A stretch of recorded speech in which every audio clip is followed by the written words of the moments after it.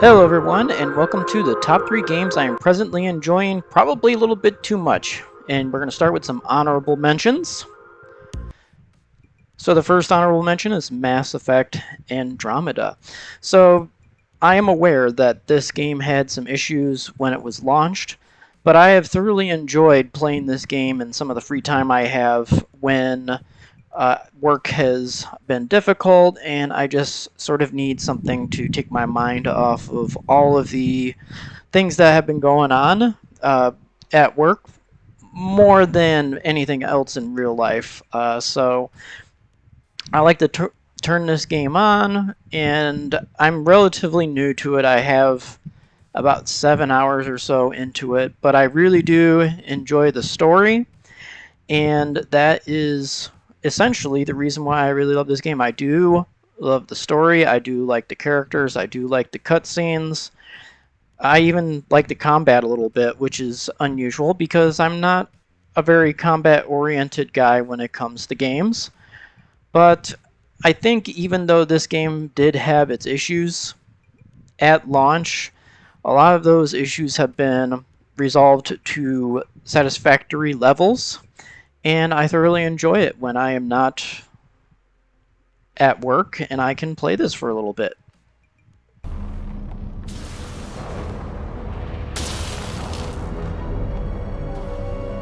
Looks like we're gonna find some high ground. And also, we have Team Sonic Racing as an honorable mention. This is definitely a game where I use the game sort of as a way to wind down, although sometimes the game does not fully cooperate with that and starts giving me a minor heart attack, especially if I am getting absolutely wamboozled with rockets and bombs and the whole 9 yards.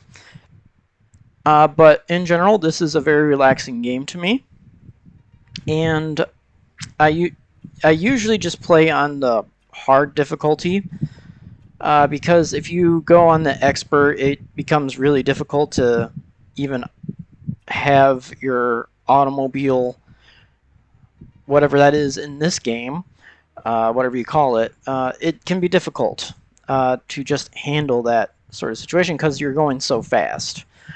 So I tend to play that on hard difficulty and just sort of unwind for the night.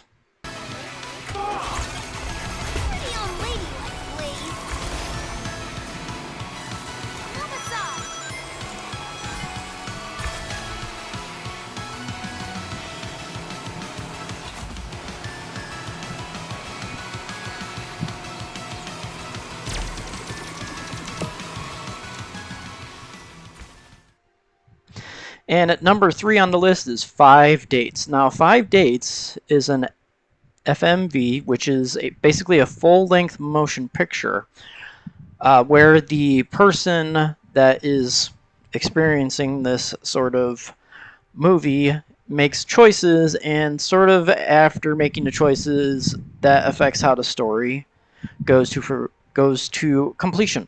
And so in Five Dates, you play Vinny, and you're in lockdown. So you are going to start looking online for dates. And you start up by making a profile, and then you get date matches. And along the way, you talk to your best friend, Callum, who's nicknamed the Bedwetter. And he can be very comical, and uh, he's actually a really great support for Vinny, and this game has a lot of feels to it. There are a lot of moments that just made me laugh out loud, and then there were moments where I sort of didn't even know how to sort of react, and then there were moments where I'm like, well, that explains everything. And the reason why it's called Five Dates is because you pick from 5 profiles, and I believe that I actually have that in the clip. And if I don't, that's okay. But you choose based upon the interests that you have and other things. At number 2 is Destiny 2. Now, this game has been installed, uninstalled on both the PlayStation 4 and my gaming laptop, and it is presently installed on the gaming laptop. And I don't really do very much here in the game. As you can see, I just pick up a patrol, but I just sort of like doing this, the patrols and some of the bounties, just because it's something that's simple to do. It gives you a very clear, definite goal, and in general, depending on what the task is, I have a pretty good idea of how long that will take. And for some reason, I like Destiny 2 more than any other games that involve shooting things. I can't really explain it. I really like the story, but I never progressed the story, so it's a little bit interesting as to why I actually play this.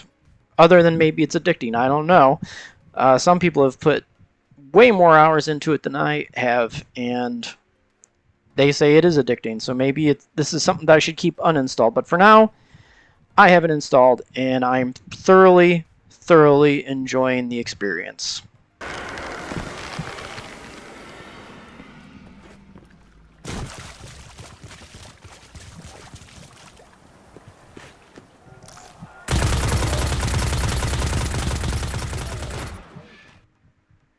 And at number 1 is Fallout 3. So for a little while, I've taken a break from Fallout 3, and I've just sort of recently gotten back into it over the past week or so. And it just has, the game really has grown on me once again. Where I really enjoy the stories within the game, especially the main quest. You know, some people don't really particularly like the main quest and the story. I love it to death. And having Liam Neeson as your father sort of contributes to that, because I really appreciate him as an actor. But I really get into that story because all of us had a father at one point. Which is not to say, you know, Fallout 4 doesn't really try to make you have sort of an attachment to the baby, but it doesn't for me because I'm single, I don't have children. So, but Fallout 3, I sort of just enjoy the simplicity of the game and the stories that go along with it.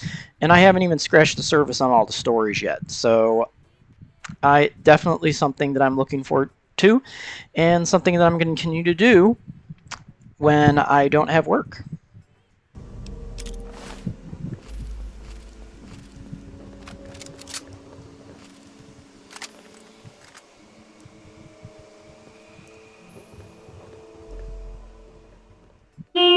Dub here. Just a friendly reminder that this content is partially sponsored by Atrio. Logo's up there. Atrio is an organization that allows content creators to find sponsorship opportunities on their website. So if you do end up going on their website and you do decide to register, please put in the code KDUB4, which is KAYDU4, and that referral will put $5 toward my channel. I appreciate your support on that. In addition, did you like the content? Go ahead and hit the like button. And if you want to get notifications for future uploads, please hit the subscribe button. Thank you. Take care of yourselves, and I'll talk to you soon. Goodbye, everyone, for now.